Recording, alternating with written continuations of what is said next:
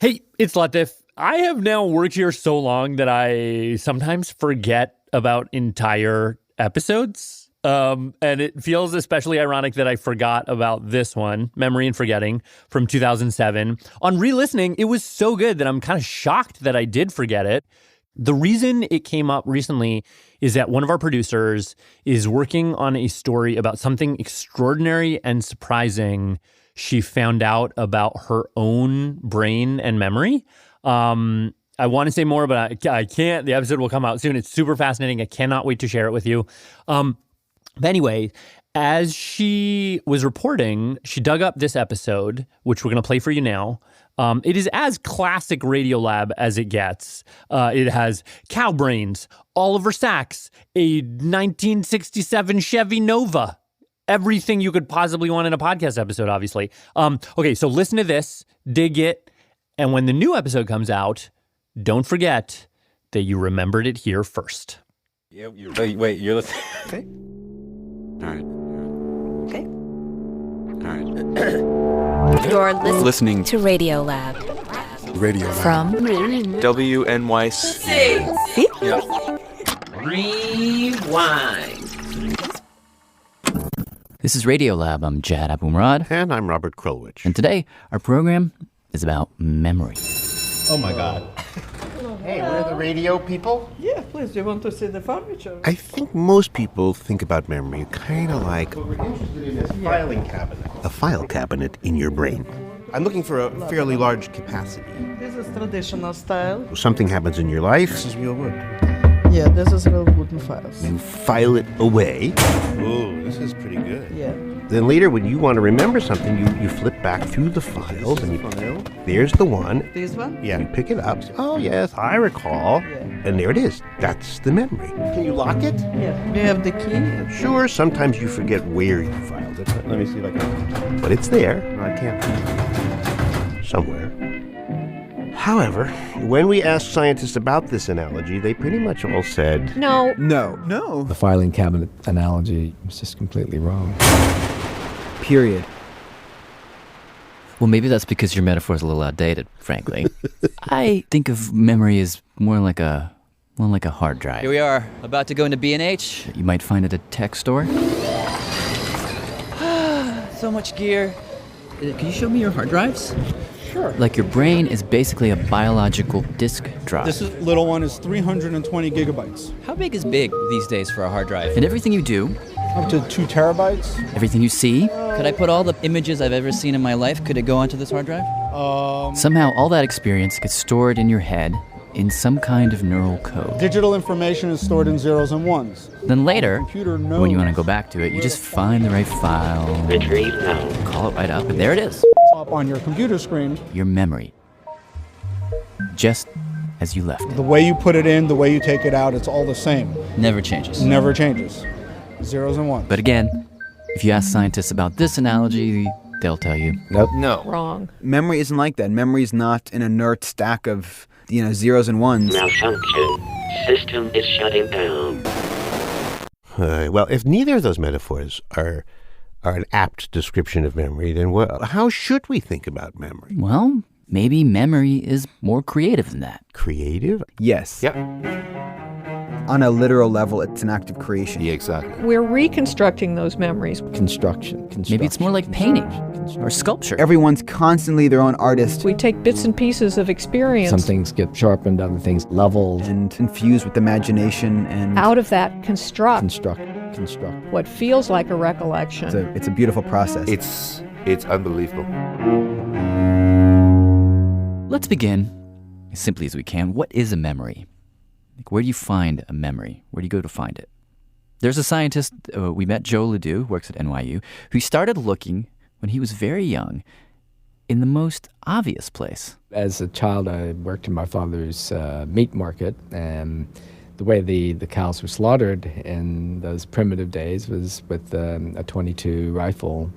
They'd shoot him in the head? Shoot him in the head, yeah. And my job was to clean out clean the brains.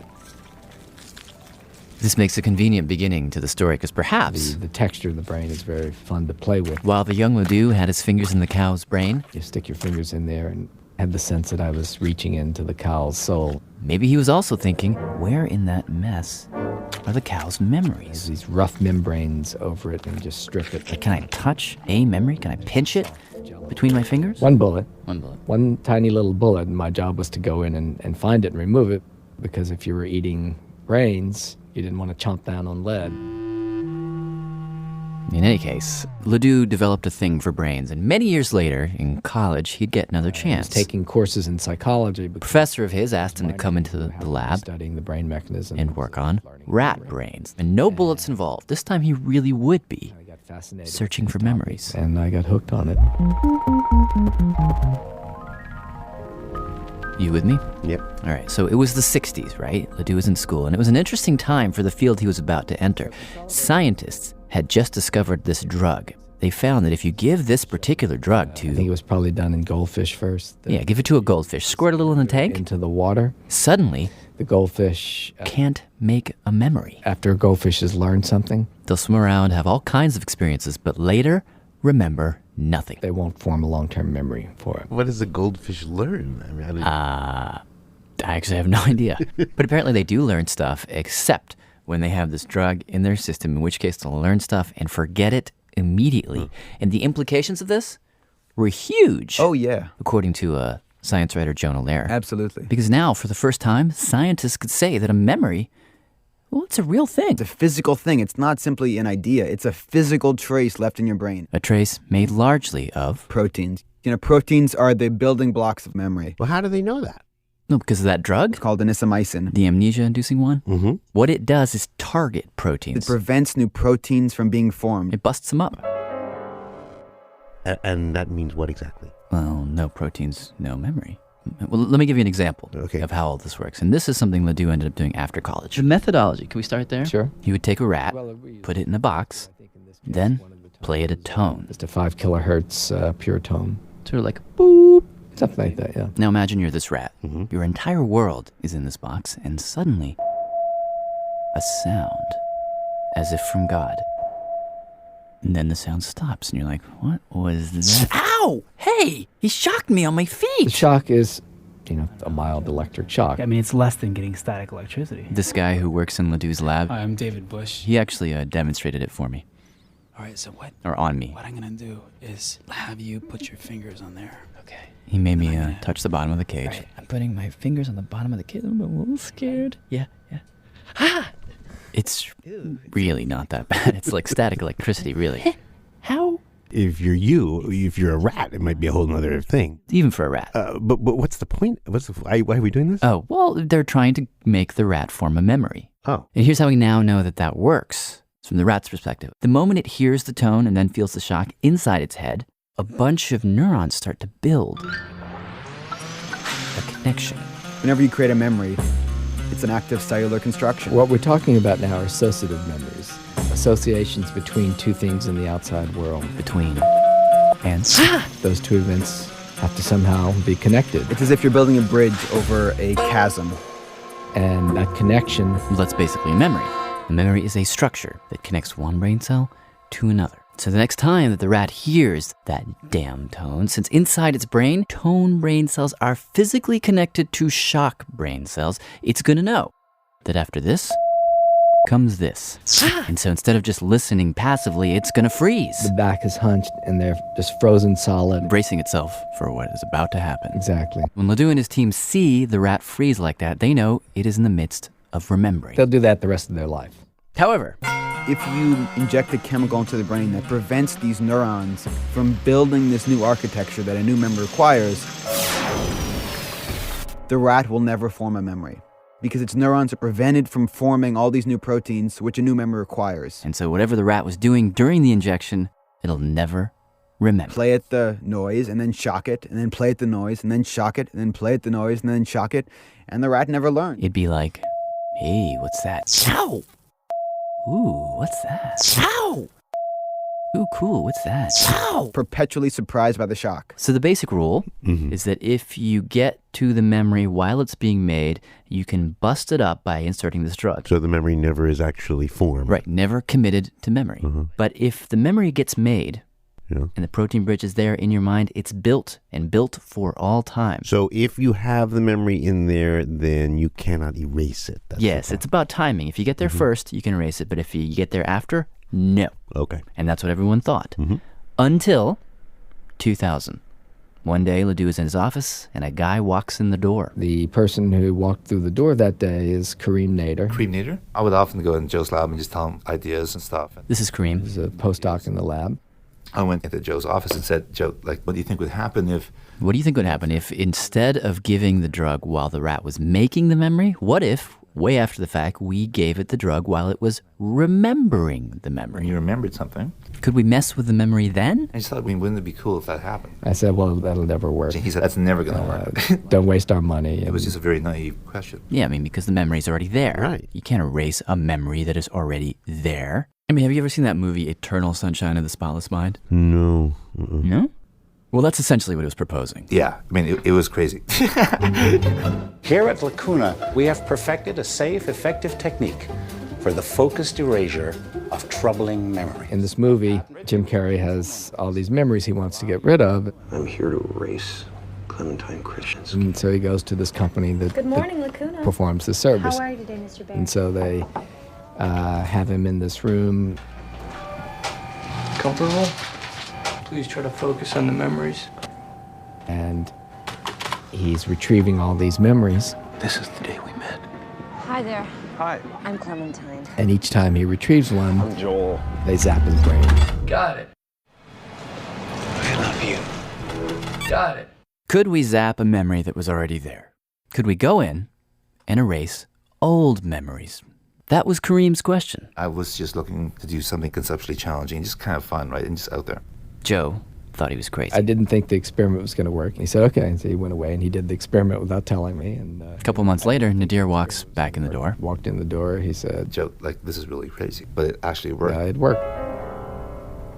Kareem said he took a rat, played it the tone. Give him a tone and give him a mild chalk to the feet. So it could form a memory. Tested it just to make sure. And sure enough, when it heard the tone, it froze. Yeah. Which means it had the memory good. Then he waited a long time. 60 days. 60 days? Yeah. 2 months later, he played the rat the tone, and as it's frozen, thinking, oh no, I know what's about to happen, right at that moment, while it was remembering, he gave it the drug. And then the next day, we just put them back into the box. And we just gave them some tones to see how afraid they were of the tones.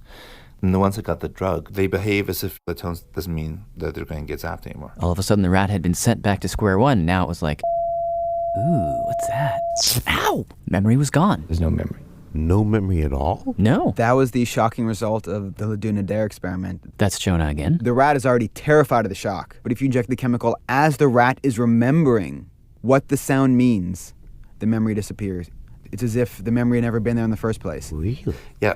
Joe looked at me and he just looked very surprised. What exactly did you say to him? You know, holy bleep. Take a look at this because it's so bleep crazy. It took me a while to really kind of believe that it was all true. Plus, Joe and others had a concern.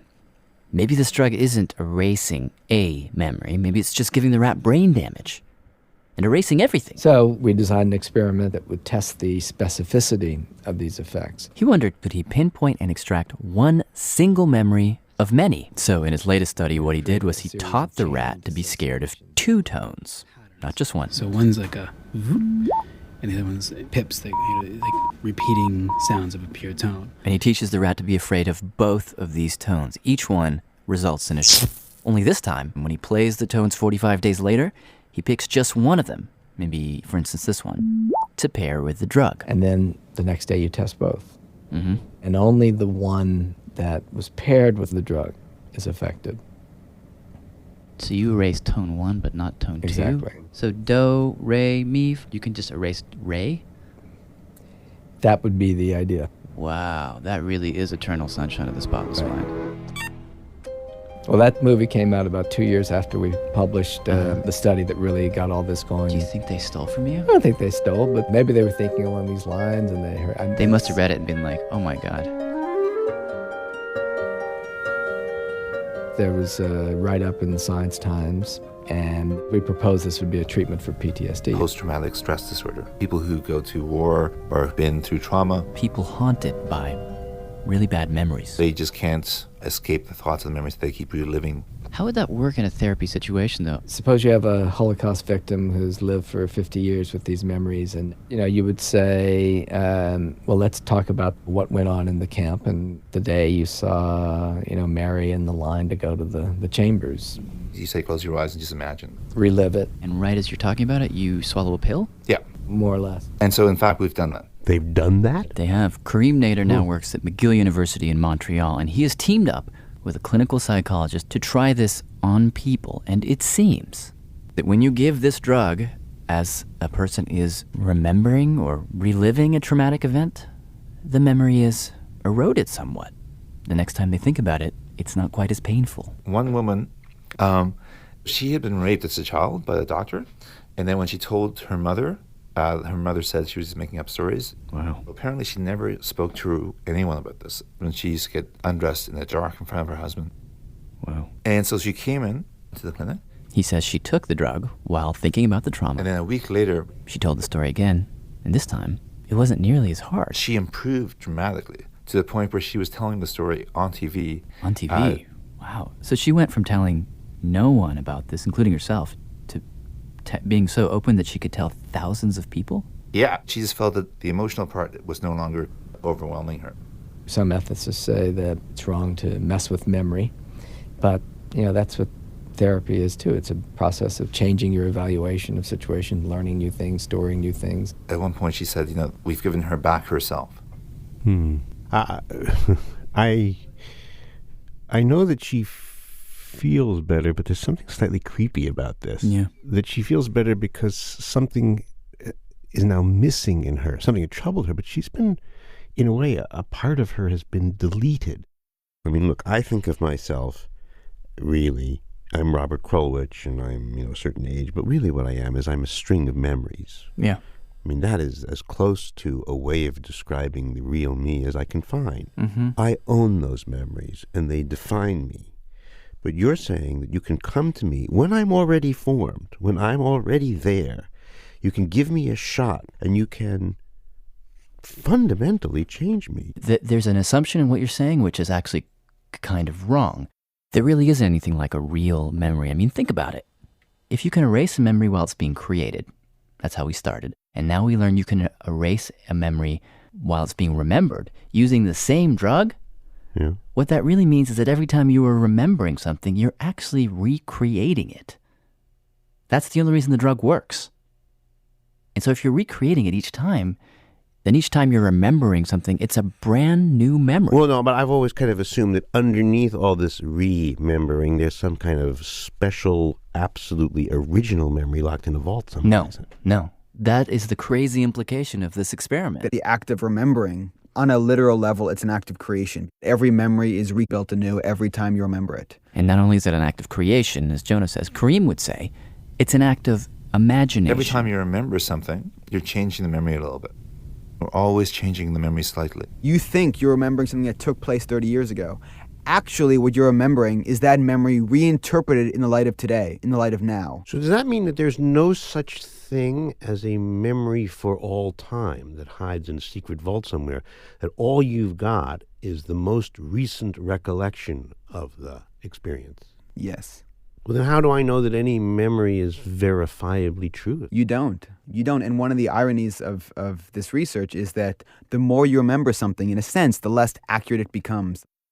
The more it becomes about you and the less it becomes about what actually happened. So let's do something. Imagine a couple in love and it's their first kiss. He kisses her and she kisses him back. She remembers the kiss, of course, and he remembers the kiss, of course.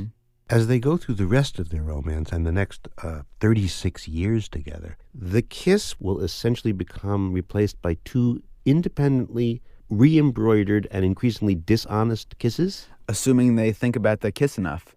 That's kind of what the theory implies. But certainly there's got to be somewhere between the man and the woman, there's got to be some true kiss, or is that kiss just gone? That true kiss vanished the minute their lips separated. As soon as reality happens, it begins diverging in all our different brains on a very synaptic level. Here's where you cue the really sad music. They just grow slowly farther and farther apart.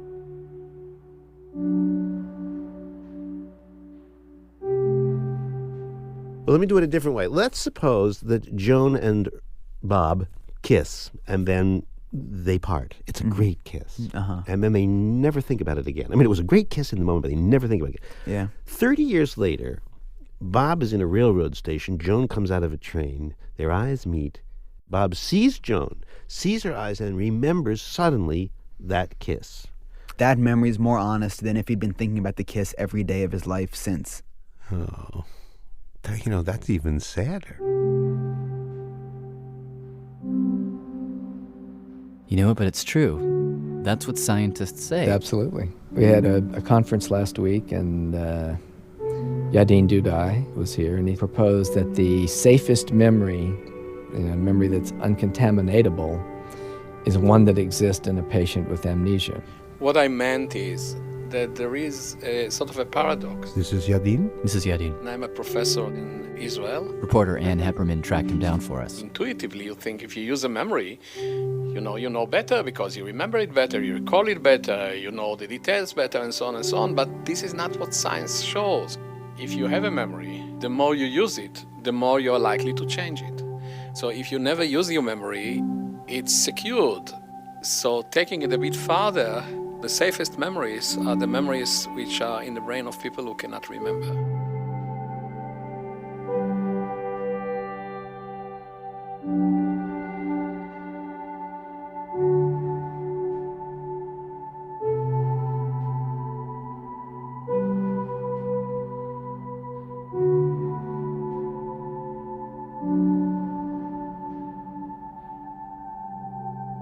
Okay, well, I guess we should go to break now. Oh, yes.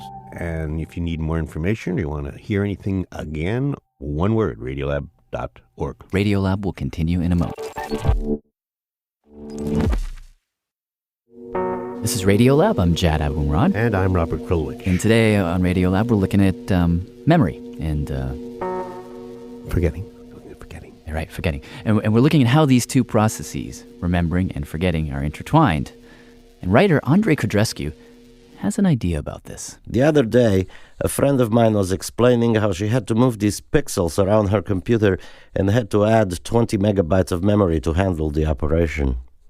I had the disquieting thought that all this memory she was adding had to come from somewhere. Maybe it was coming from me because I couldn't remember a thing that day. And then it became blindingly obvious. All the memory that everybody keeps adding to their computers comes from people. Nobody can remember a damn thing. Every time somebody adds memory to their machine, thousands of people forget everything they knew. Americans are singularly devoid of memory these days. We don't remember where we came from, who raised us, when our wars used to be, what happened last year, last month, or even last week. School children remember practically nothing. I take the Greyhound bus every week, and I swear half the people on there don't know where they got on or where they're supposed to get off. The explanation is simple. Computer companies are stealing human memory to stuff their hard drives. Greyhound, I believe, has some kind of contract with IBM to steal the memory of everyone riding the bus. They are probably connected by a cable or something. Every 100 miles, poof, another 500 megabytes gets sucked out of the passengers' brains. The computer's thirst for memory is bottomless. The more they suck, the more they need. Eventually, we'll all be walking around with a glazed look in our eyes, trying to figure out who it is we live with. And then we'll forget our names and addresses, and we'll just be milling around trying to remember them. The only thing visible about us will be these cables sticking out of our behinds, feeding the scraps of our memory to Computer Central somewhere in Oblivion, USA. I think it's time for all these memory-sucking companies to start some kind of system to feed and shelter us when we forget how to eat, walk, and sleep.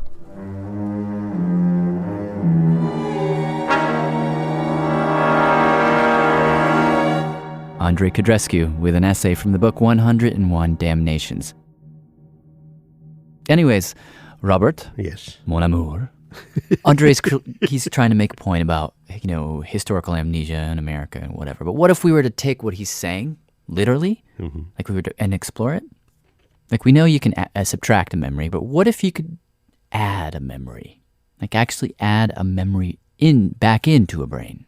What do you mean by add memory? Well, implant a false memory. Ooh. Count back. Okay, 10, 9, 8, 7, 6, 5, 4, 3, 2, 1. My name is Elizabeth Loftus. I'm on the faculty at the University of California, Irvine. Depending on who you talk to, Elizabeth Loftus is either a hero or Dr. Evil.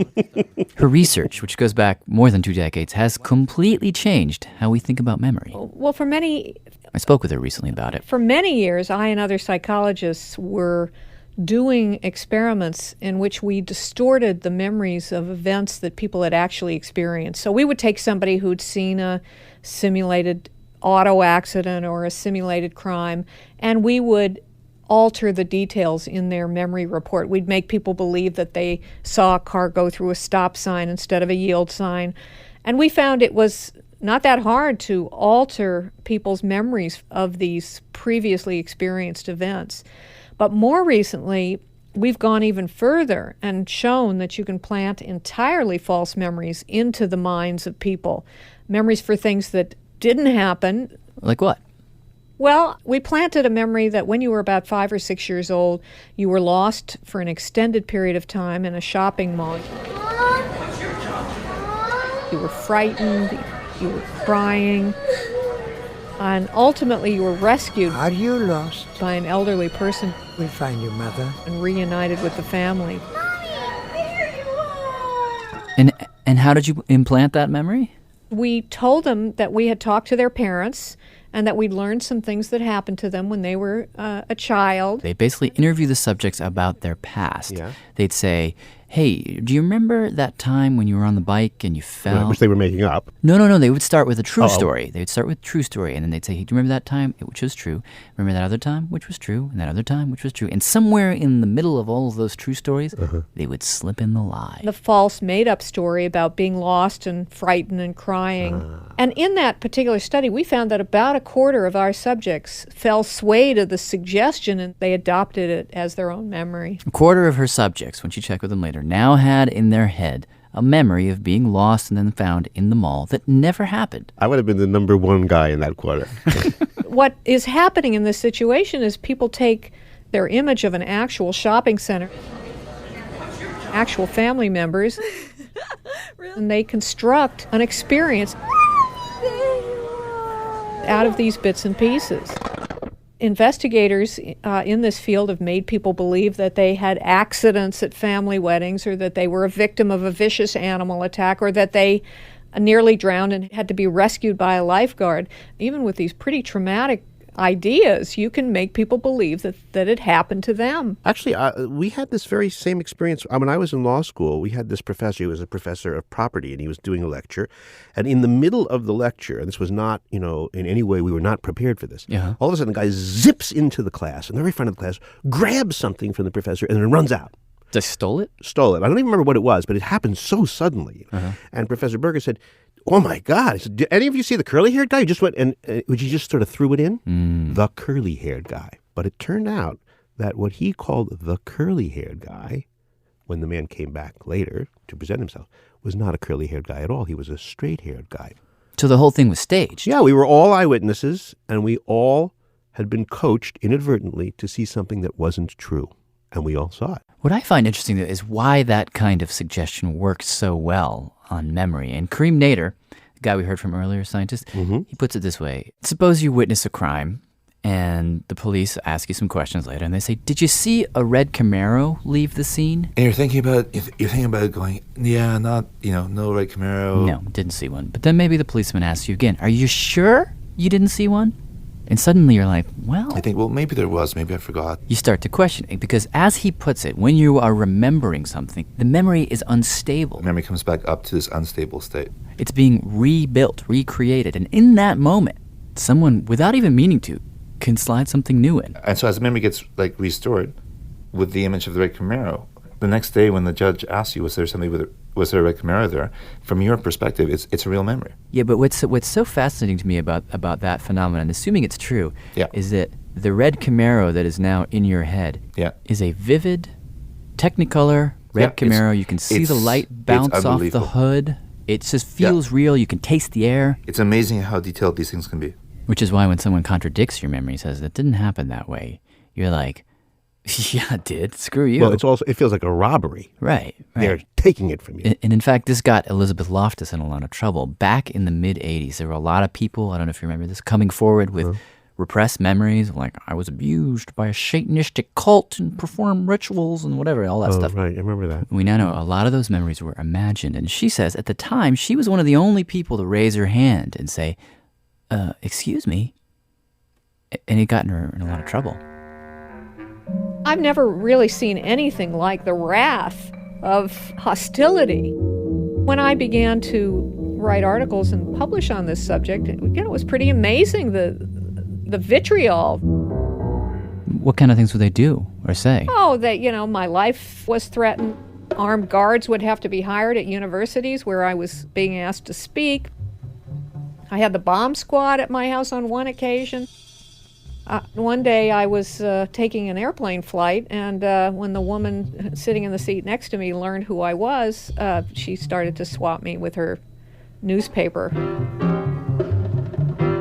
And it was kind of hard to extract myself from her because, airplanes are crowded places.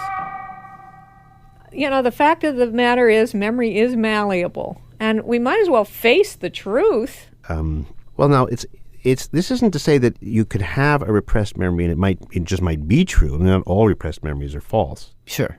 And in that regard, this next story you're going to hear, I don't want to tell you much about it. I'll just tell you that it's about a painter. And it's produced by Nada Perrine. The first thing you notice in Joe Ando's studio is horses. A big milky one straight ahead, sepia ones to the left and right, staring at you like they don't care about you, but they don't mind you either. They're really like dreams of horses. I never paint horses that are being manipulated with a bridle or anything. They're mostly just hanging out. It comforts me to have paintings of horses around.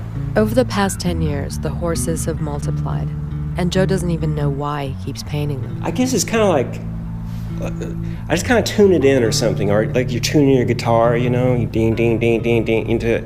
The two strings resonate, and it's in tune. In a Manhattan studio, surrounded by stacks of these animals, you start forgetting you're in Chelsea. Maybe you're in a stable instead. Sometimes even the gesso starts to smell like mulch and hay.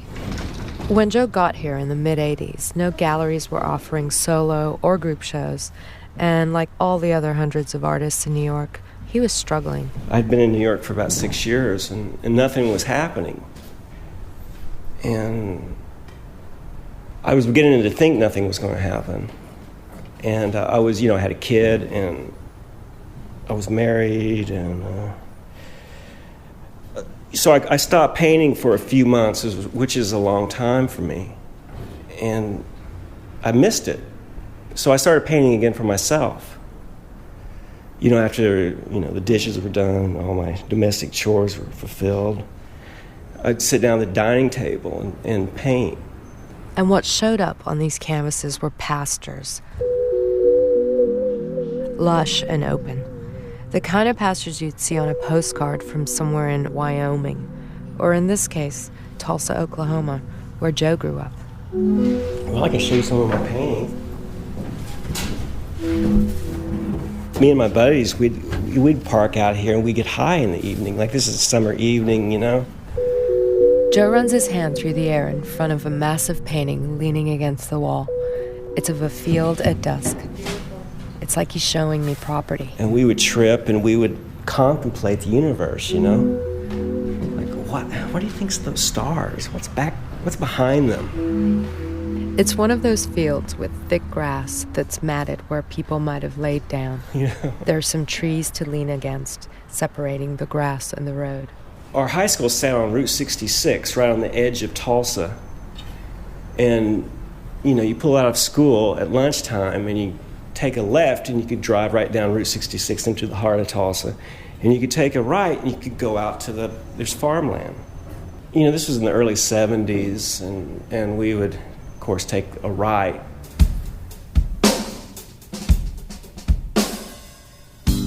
So when Joe stopped trying to paint for anyone else, he drifted backwards into his adolescence. All those breezy right turns out of the school parking lot. And ultimately, this is what people lined up for. Joe had one show, and then another one, studio visits from private collectors, then calls from the Metropolitan Museum of Art, the Whitney, even sitcom art directors. All the while, he kept on painting his deserted landscapes.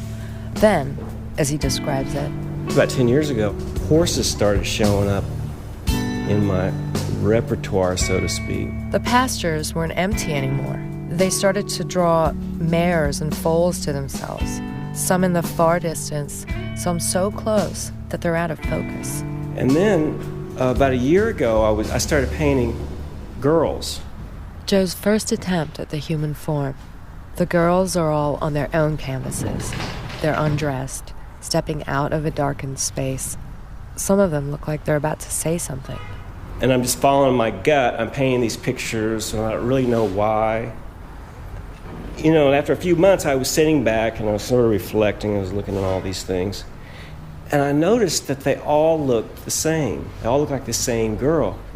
Looking over all the paintings in the studio, they clearly are the same girl, but in a dozen different angles.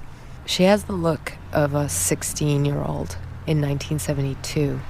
Like my first love kind of thing. Her name was Kay. It was like my first soulmate, the first time you feel like you're not alone. She's beautiful. Oval face, almond eyes that look right into you.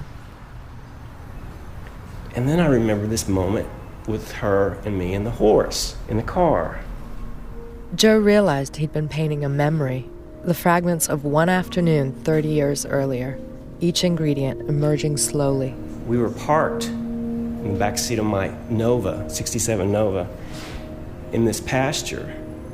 And we were in the back seat, and a horse looked in the window.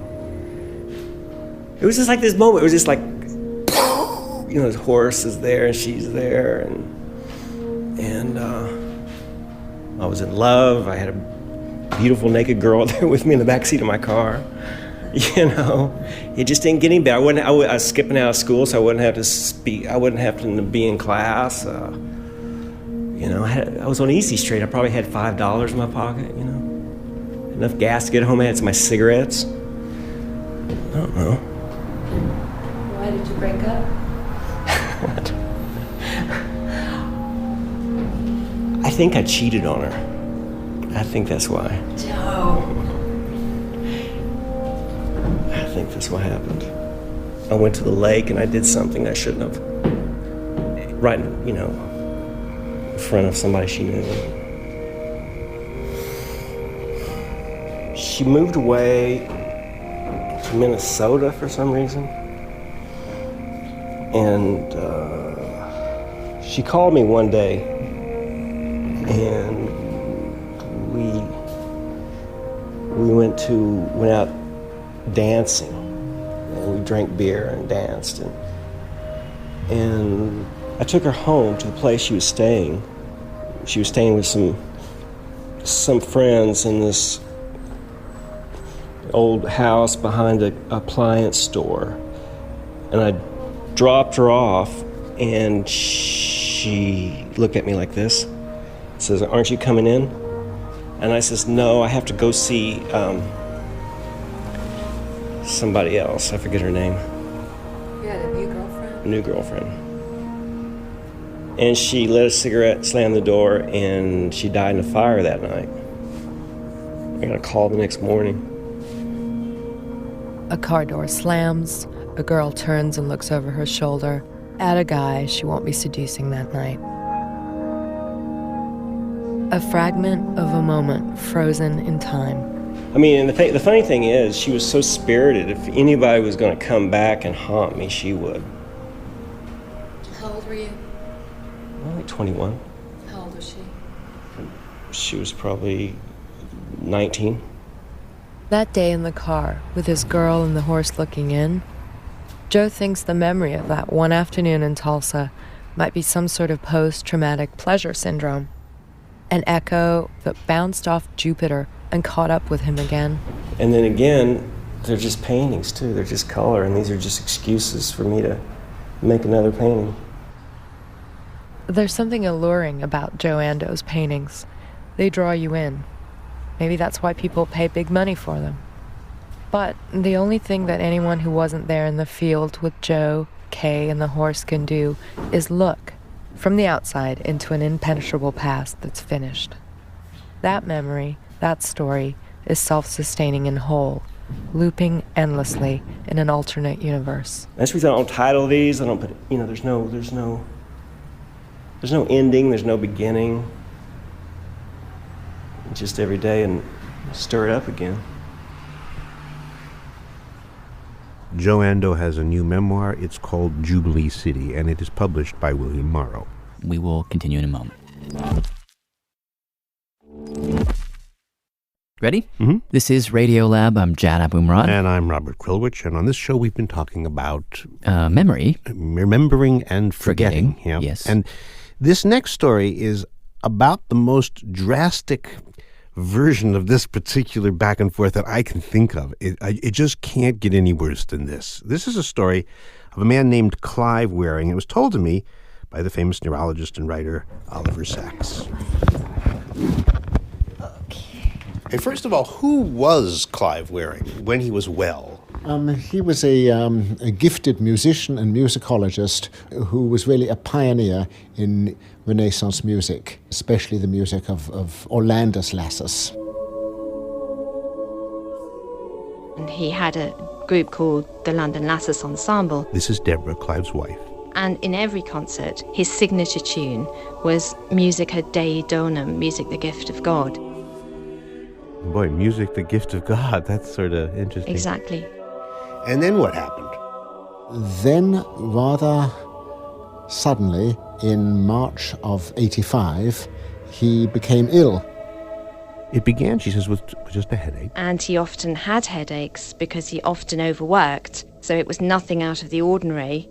But it didn't go away. We called the doctor, and the local doctors pronounced that it was a very bad flu bug. The nature of the illness was not clear, nor its gravity. Yes. On the fifth day of the headache, he was suddenly out of it. Suddenly he couldn't remember things. He didn't know my name, didn't know his home address. When the diagnosis was made of a herpes encephalitis, the damage had been done. He was left, says Oliver, with the most severe amnesia ever documented. This is a man who, at least when things were very severe, would forget something in the blink of an eyelid. It's very hard to imagine what this must have been like. His wife, Deborah, wrote about it, though, in a book of her own. And she says, his ability to perceive what he saw and heard was unimpaired, but he didn't seem to be able to retain any impression of anything for more than a blink. The view before the blink, utterly forgotten. Each blink, each glance away and back brought him an entirely new view. Well, every moment is his first waking moment. It's a long time since I've seen anything. My eyes are open today for the first time. There is no other moment for Clive except this one. In fact, I can't remember now what was going on this morning or why I was here. I've never seen a thing. This is Clive from a documentary filmed a year after he got sick. That has no memory for me at all. Anything at all. I don't know what the hell's going on. What's wrong with you? You can hear his wife, Deborah, trying for the umpteenth time to explain to him what happened. I've never seen anyone at all. This is one of the things that's wrong with you. All he can feel is that he's not there, I've never seen a thing. that he's been nowhere. I've been blind the whole time. I've been deaf the whole time. No sense of touch. You've been conscious, but the brain hasn't been able to Not as store. far as I'm concerned. I mean, conscious actually means the person involved is actually connected with it, doesn't it? That hasn't happened. You've not been able to store. Or everything that you experience is being lost. It's fading away. It's not registering. It's not registering, that's right. It's not making any impact. It's not leaving a trace or an imprint on the brain. So it happens and then it fades. Proust has a wonderful description of waking up from deep sleep in a hotel room, a strange room, and perhaps feeling confused and not knowing where you are, what's around you, or not even knowing who you are. He says that memory comes like a rope let down from heaven to draw one out of the abyss of unbeing. No such rope is available for Clive. But the staff at the hospital tried to help. We put a diary by his bed, and we initially wrote in it, "You are in St Mary's Hospital, Paddington. It is," etc., etc. And then we encouraged Clive to write things down. So he starts to keep a journal. He is extremely intent on trying to document his state. He is very, very precise. He would look at his watch to see what time was this momentous event occurring of first consciousness. And so he would write down 10:06, awake first time. And then have the same sensation and put 10:07, awake first time, truly awake first time. Ignore the last entry. Now I'm awake. This is the first real awakeness.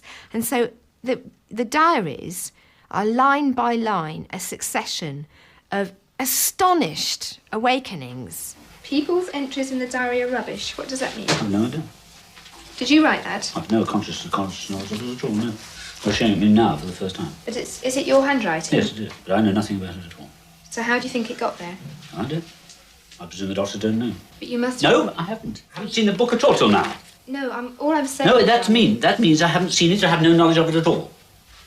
That's all. There's no knowledge of that book at all. It's entirely new to me.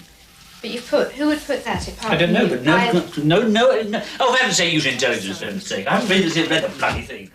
It seems about as horrible as anything I could imagine. Yes, Clive gets a sense of deep horror many, many times a day. Same as death.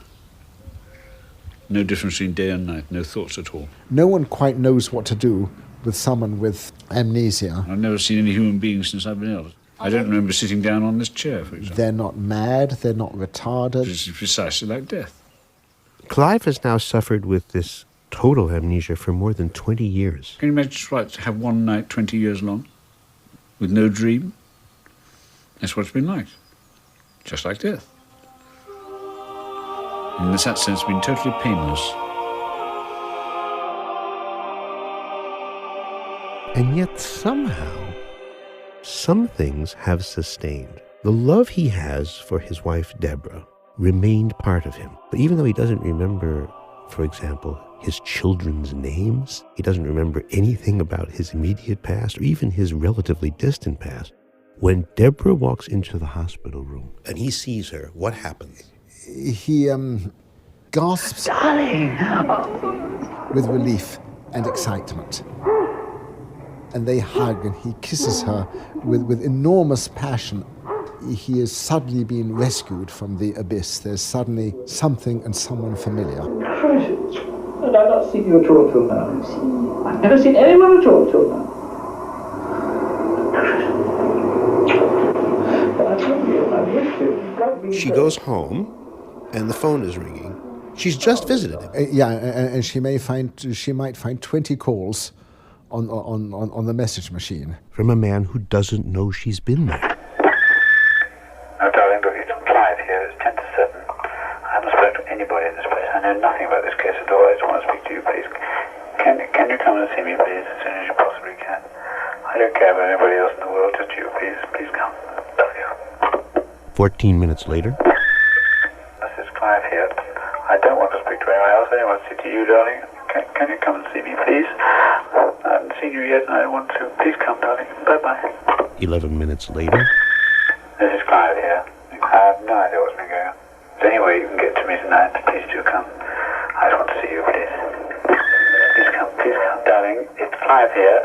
I don't care about anyone else in the world. This is Clive here. Now, in case you don't recognize my voice. he does not remember her in every way. He may fail to recognize her if she just passes. He cannot describe her.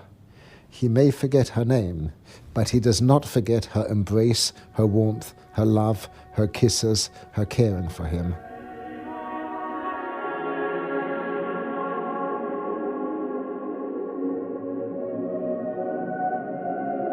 So the question is, what happened here that he could forget everything, it seems, but not her?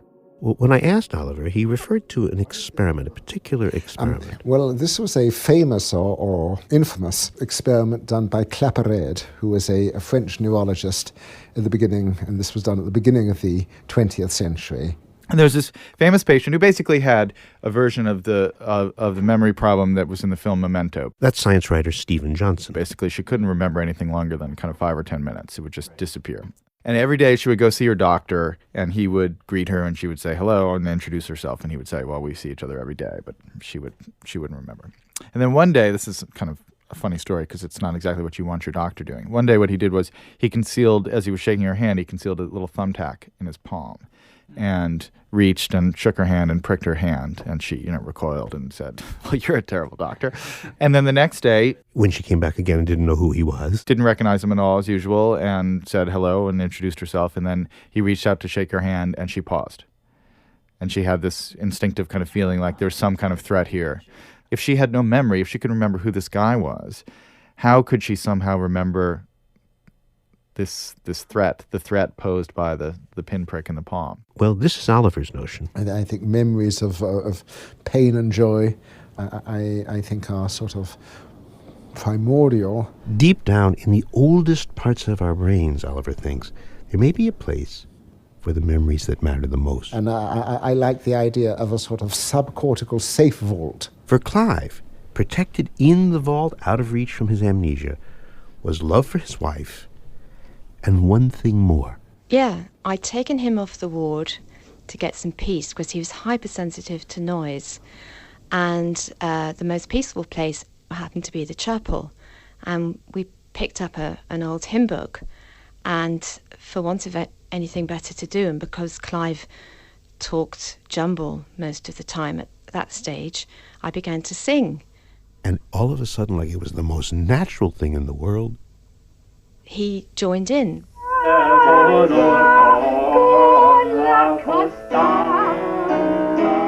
He could sing. I was amazed that he could still read music and sing. Was it a tentative sort of stumbling thing? No, just or like falling off a log. Full voice, strong, everything? Yep.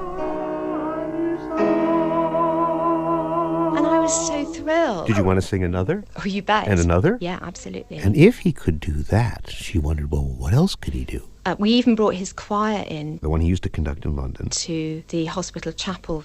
I had a hunch that if we stood Clive in front of them with a piece of music, he would be able to conduct. And it happened just as I'd hoped.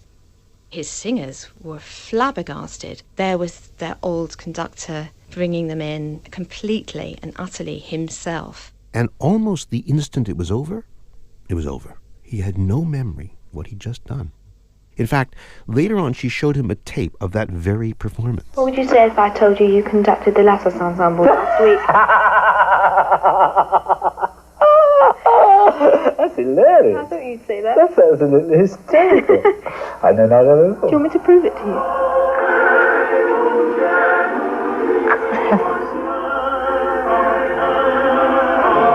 This is the strangest thing I've ever seen. On the screen right in front of him, there he is, on the pedestal, baton in hand, and he's conducting. He is fully in the music, fully himself. So music, in a way, becomes this Proustian rope from heaven, which will recall him to himself. And no one really knows why. I remember that now. What music does that makes this possible, not just in Clive, but in many others.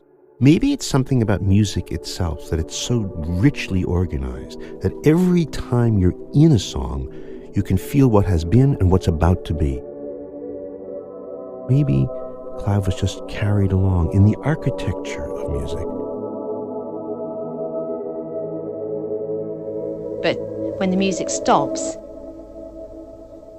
he falls out of time.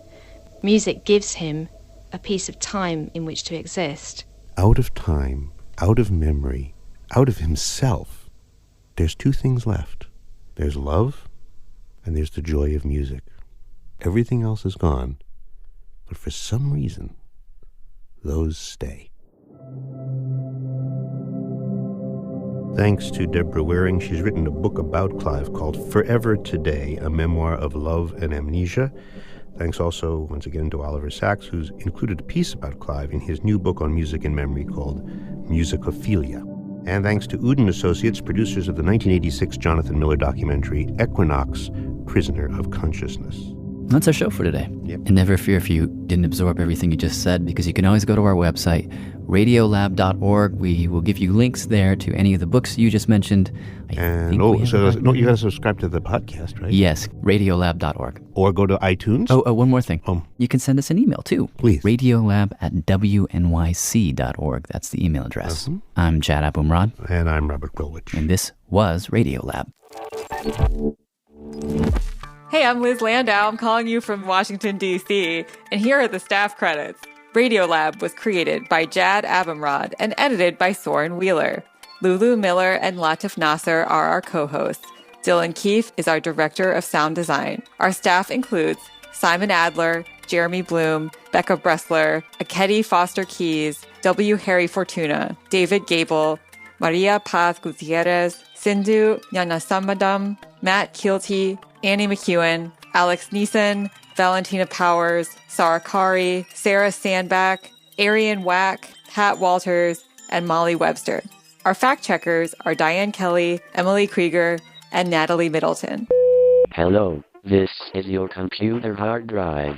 Thanks also to Trent Walby, Miyuki Jacaranta, Carlos Hope Murphy. Special thanks to Greg Gasparino, Andy Lancet, Eric John, Vince Cardino, Roderick Bowe, Alan Smith, Sam Bingman, and Lorraine Maddox. Thank you also for Justine Paul, Caroline Moses, Indira Etvaro, Louis Kaftal, Tim Cole, and Crystal Duhem. Special thanks to Mandy Shapira at B&B Photo Video Superstore. And special thanks to me, Raisa at Office Furniture Plates, good quality and the best prices in New York City. And thanks to me, the computer. I am the future. Hello, this is Deborah Waring to read your credits. Radiolab is produced by WNYC New York Public Radio. Hi, I'm Luis Vera, and I'm calling from Mexico City. Leadership support for Radiolab science programming is provided by the Gordon and Betty Moore Foundation, Science Sandbox, the Simons Foundation Initiative, and the John Templeton Foundation. Foundational support for Radiolab was provided by the Alfred P. Sloan Foundation.